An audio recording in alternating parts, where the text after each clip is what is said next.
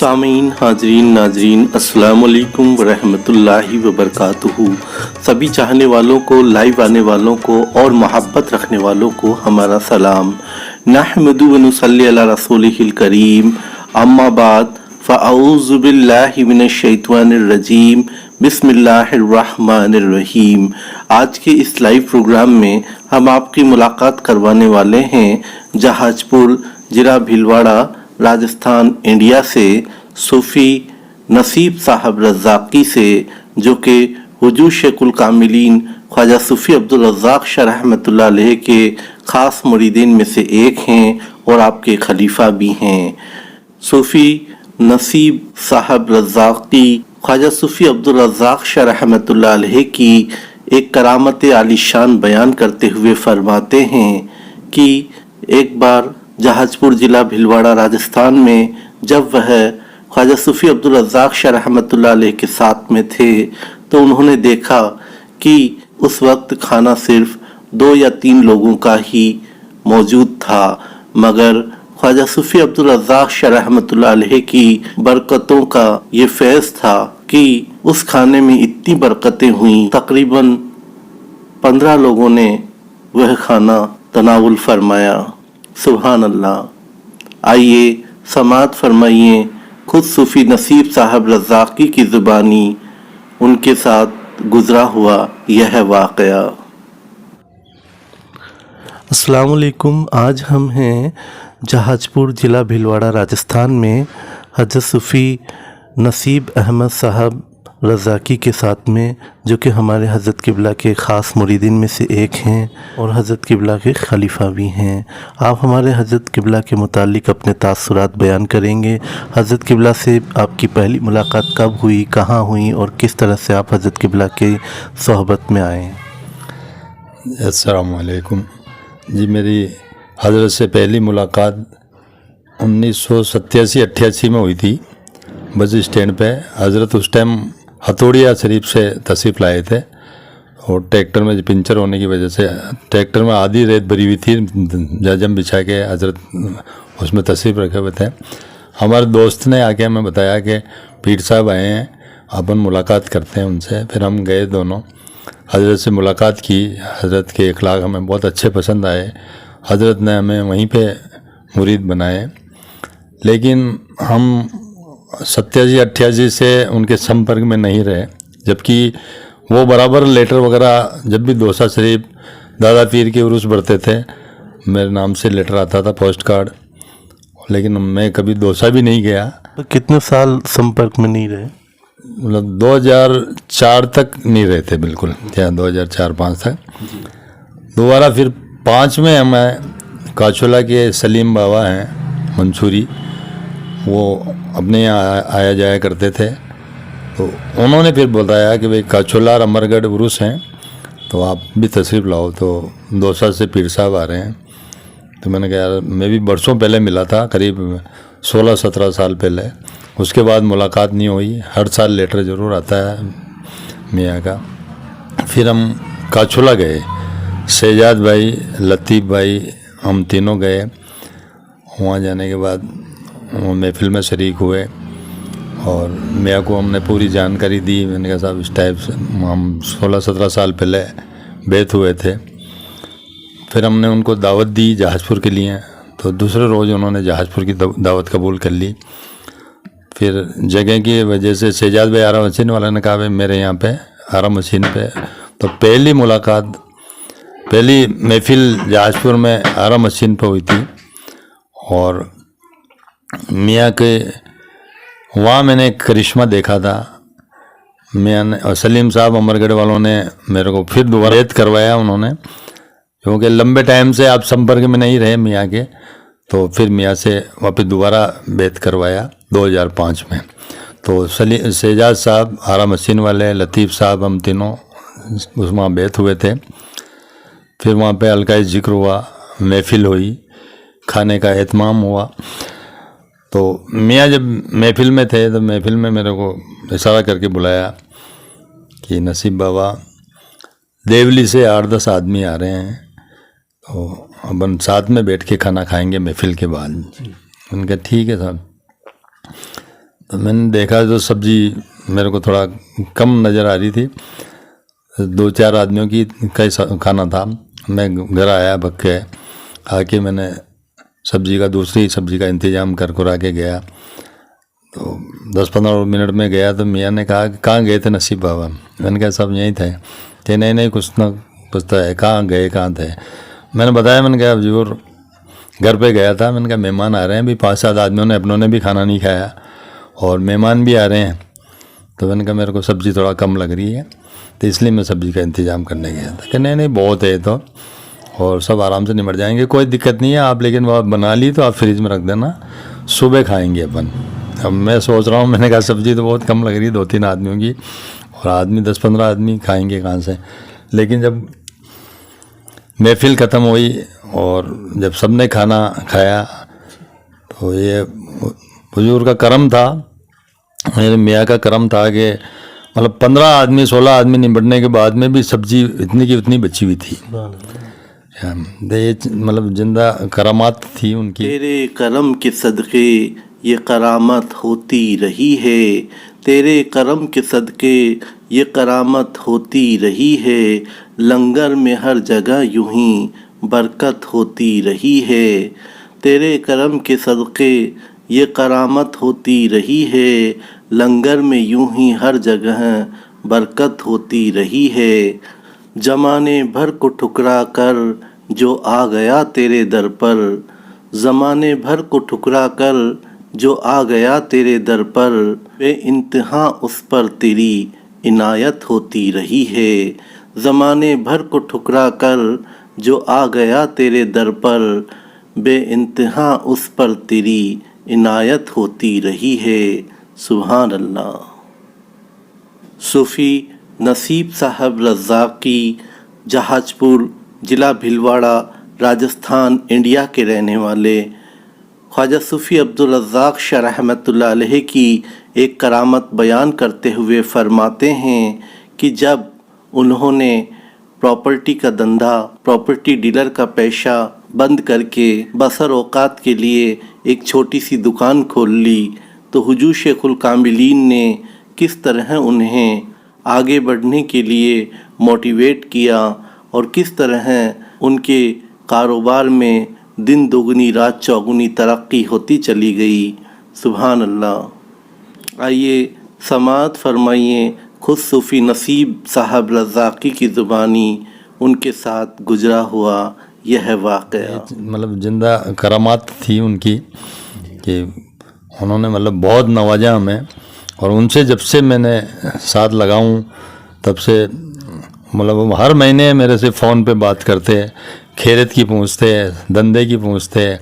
फिर दूसरे साल से घर पे अपने महफ़िल होती थी, करीब 6-7 साल तक महफ़िल हुई घर पे, और मेरी कोई भी समस्या होती तो मैं उनको बताता।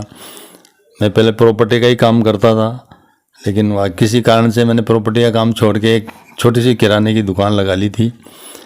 लेकिन मियाँ ने जब देखा तो उन्होंने कहा कि ये तो पेंशन वालों के काम है, रिटायरमेंट जो हो जाते हैं, आप अपना काम वापस चालू रखें। तो मियाँ के कहने से मैंने वापस प्रॉपर्टी का काम चालू किया। तो प्रॉपर्टी में मेरे को बहुत अच्छा फ़ायदा हुआ।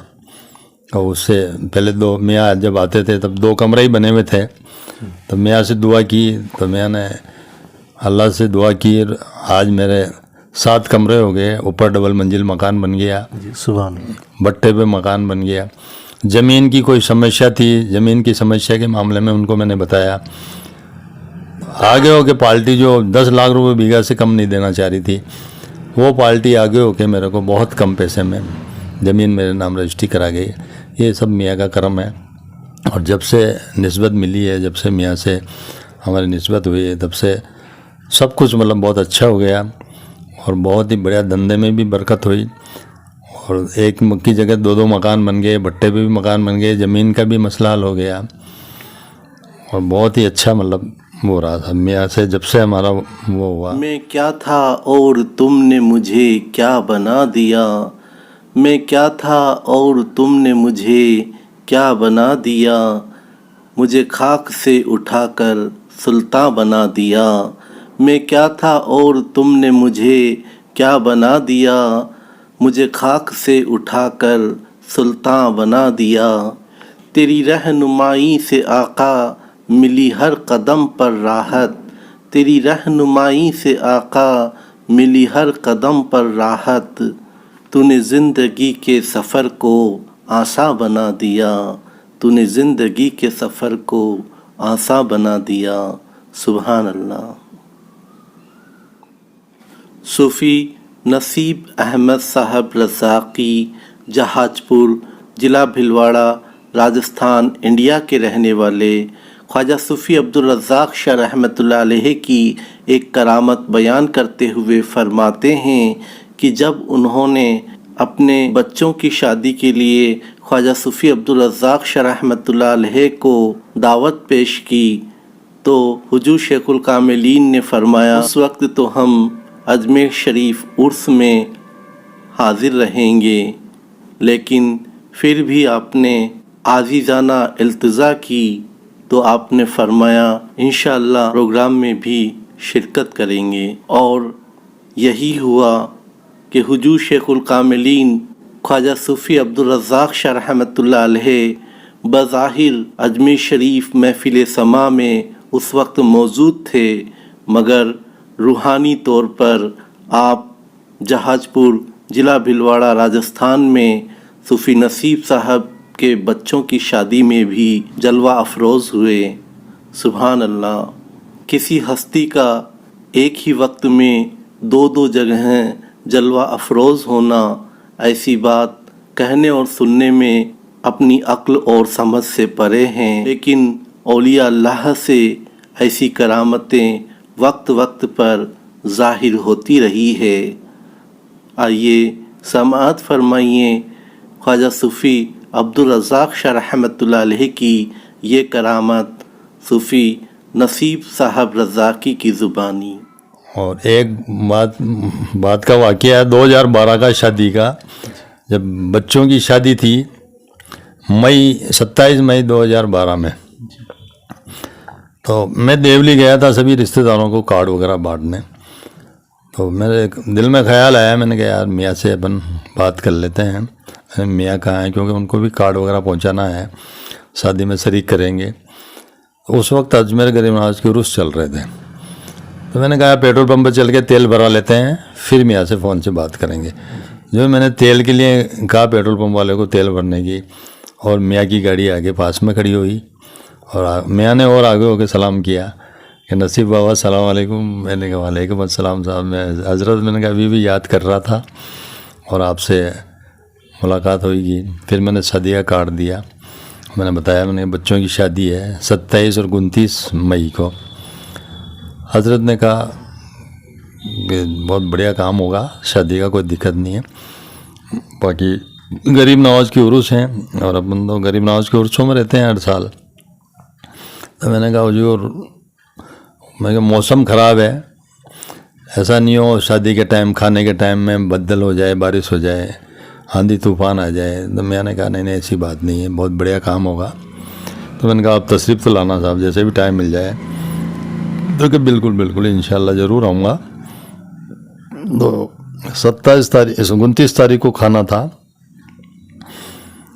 और मैं 4 बजे नौरे से, पठान समाज के नौरे से घर पर आया था कपड़े चेंज करने। हमारे एक बड़े भाई साहब हैं हकीम भाई साहब, और एक फुप्पा जी हैं लतीफ़ भाई टेंट वाले, ये दोनों नौरे में थे। इन्होंने मेरे फ़ोन किया कि पीर साहब आए हैं, आप आओ जल्दी। तो मैं 10-5 मिनट में कपड़े बड़े चेंज करके वापस गया। तो उन्होंने बोला यार अभी तो 2 मिनट रुके, चले गए। तो मैंने यार ऐसे कैसे चले गए बिना मिले। तो मैंने कहा मैं मुलाकात करता हूँ, मैं फ़ोन करता हूँ। मैंने फ़ोन किया तो आपका फ़ोन एंगेज हो रहा था, नहीं लग रहा था। फिर सबराती भाई, उनके जो ड्राइवर साहब थे, उनके मैंने फ़ोन किया। तो सबराती भाई को सलाम किया, मैंने कहा साहब कहाँ पहुँचे। उन्होंने कहा गरीब नवाज के यहाँ हैं, महफिल में बैठे हैं हुजूर। मियाँ तो महफिल में बैठे हैं। मैंने कहा ऐसे कैसे बैठ, मैंने कहा यार अभी तो यहाँ आए थे जहाजपुर। कि नहीं आपका दिमाग ख़राब है क्या, जहाजपुर कहाँ है, हम तो अजमेर गरीब नवाज के यहाँ हैं और महफिल में बैठे हुए हैं।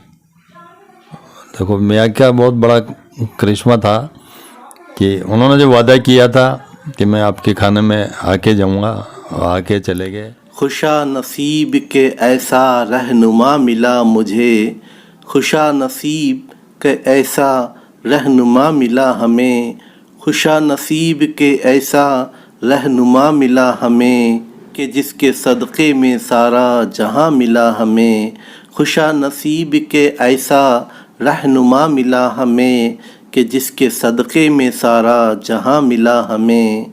बज़ाहिर वो जहां भी रहा हो मगर, बज़ाहिर वो जहां भी रहा हो मगर, जहां चाहा वहीं जलवा नुमा मिला हमें। बज़ाहिर वो जहां भी रहा हो मगर, जहां चाहा वहाँ जलवा नुमा मिला हमें। खुशा नसीब के ऐसा रहनुमा मिला हमें कि जिसके सदक़े में सारा जहां मिला हमें। सुभान अल्लाह। हसन जमीद है, तो उनके बहुत करिश्मे हैं और मियाँ के जितनी तारीफ़ करें उतनी कम है। उनसे जब से मेरी मुलाकात हुई है तब से ये मानो ज़िंदगी मेरी चेंज हो गई, और धंधे में बच्चों में हर तरह की मतलब मेरे बहुत बरकत हुई है जी। और बच्चों की शादियाँ ब्याह और बच्चे की बड़े वाले बच्चे का रिश्ता जब जूनिया से आया, मैंने मियाँ को कहा तो मैंने कहा हंसने लग गए। उन्होंने कहा कि जूनिया ही करना है अपनों को। मेरे को उस टाइम ये इल्म नहीं था कि भाई लास्ट मुकाम मियाँ का जूनिया में ही रहेगा। तो उस हिसाब से जब बच्चे का रिश्ता जूनिया हो गया, फिर बच्ची का रिश्ता भी जूनिया सिराज जी साहब के बच्चे से हुआ और बच्चे का रियाज साहब के बच्ची के साथ हुआ। तो मेरे को आज एहसास होता है कि जब वाकई में मैंने कहा मियाँ का इतनी दिली मोहब्बत थी, तो लास्ट मुकाम उनका जूनिया में ही था, इसलिए जूनिया से मोहब्बत थी। मेरे को भी एक तरह का वहाँ से रिश्तेदारी से जोड़ा ताकि मेरा इस बहाने आना जाना रहे वहाँ, और हर छठी पे आना जाना रहे। और वैसे भी जूनिया भी जाएँ, रिश्तेदारी के हिसाब से भी जाना आना रहे। बाकी मेरे उससे पहले कोई रिश्तेदारी नहीं थी वहाँ, लेकिन ये सब मियाँ का करम है कि 2012 से मतलब एक रिश्ता बना। तो 2019 में भी फिर 20 में बच्ची की शादी भी हो गई, तो एक रिश्ता बन गया। और लास्ट में जब 2012 में मियाँ घर पे आए थे, महफिल थी, उस वक्त उन्होंने मेरे को बहुत सी बातें बताई थी जो मैं बता नहीं सकता। और उस टाइम मेरे को कहा था कि मैं लास्ट आया हूँ, अब नहीं आऊँगा, और अब आप लोगों को खिदमत करना है। और 2013 में विशाल हो गया साहब। ये उनकी बहुत बड़ी दिली मोहब्बत थी। बहुत बहुत शुक्रिया। ये थे जहाजपुर ज़िला भिलवाड़ा राजस्थान इंडिया से सूफ़ी नसीब साहब रज़ाक़ी, जिन्होंने अपने बेशकीमती तासुरात से हमें नवाजा। दुआ है कि अल्लाह रब्बुल इज़्ज़त अपने हबीब पाक हुज़ूर सल्लल्लाहु अलैहि वसल्लम के सदक़े व तुफ़ैल में हमें अपने पीराने उज़्ज़ाम से आपके जैसी मोहब्बत करने की और निस्बत रखने की नेक तौफ़ीक़ अता फ़रमाएँ। आप सब लोगों का तहे दिल से शुक्रिया कि आपने प्रोग्राम को पूरा वक्त देकर अपनी मोहब्बतों का इजहार किया।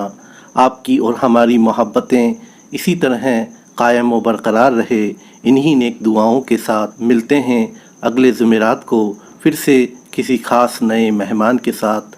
तब तक के लिए अल्लाह हाफिज़। अस्सलामु अलैकुम व रहमतुल्लाहि व बरकातुहू।